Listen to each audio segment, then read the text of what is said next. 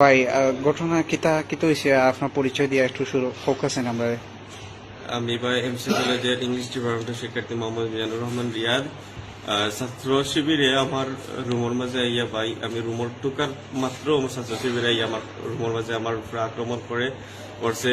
ওই 5 ইঞ্চি road okay আরো বড় রোড হইব ভাই, এত বড় রোড দিয়ে সবাই আমার প্রায় এখানে মধ্যে তারা মানুষ ছিল ভাই আপনার এই 8 থেকে 10-12 জন লাগান। এরপরে আরো মায়ের যখন শুরু হয়েছে ভাই আরো আইসে মানুষ, আর আমি আর মা হিরোর স্টেশন শুরু করে ভাই, আর আমি এই সময় আর হইতাম ভাই হইতে হয় না ভাই, আমার সারা পিক উঠে পরে অবস্থা খারাপ। কটার সময় আনুমানিক রাত্রে?